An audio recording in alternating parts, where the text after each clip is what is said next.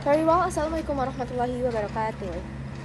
I'm Chayyarasyaifullah from Manisan Cindikioki, and I'm here to tell you about what is happening right now.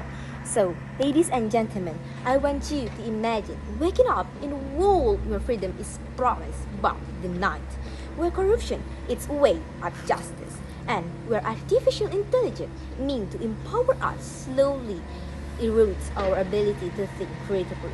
Ladies and gentlemen, this is not a distant nightmare. This is our reality. The destruction of our world is not a prophecy. It is a process and already unfolding. And we are the culprits. Take Indonesia as example. In 2023, Transparency International ranked our nation 110 out of 180 countries with the highest corruption.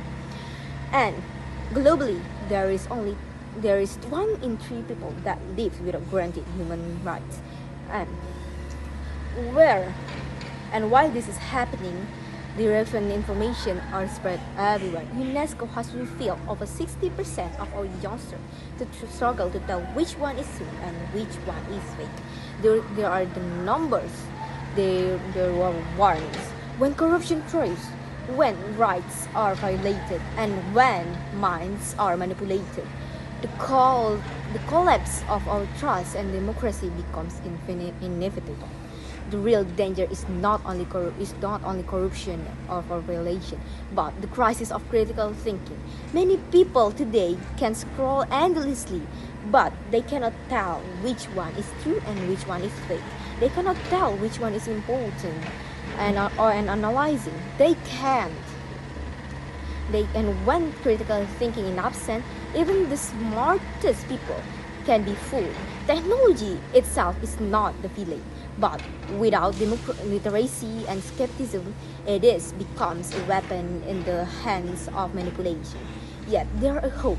Gen Z, the most protected, the most initiative and generation in history, has the power to reverse this trajectory, can transform all of the manipulation into a force of justice.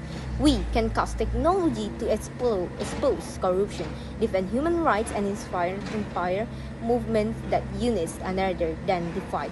Education must evolve, not just teaching us to absorb knowledge, but to question it, to verify and to resist being the puppets of online narratives. Ladies and gentlemen, the future depends on us, on this generation who uphold truth. If corruption, violations, and manipulation are the disease, then critical thinking is the cure.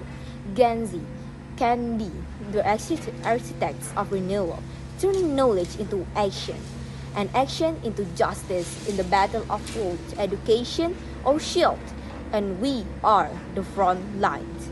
That's all for me. Thank you so much for your attention. Assalamualaikum warahmatullahi wabarakatuh.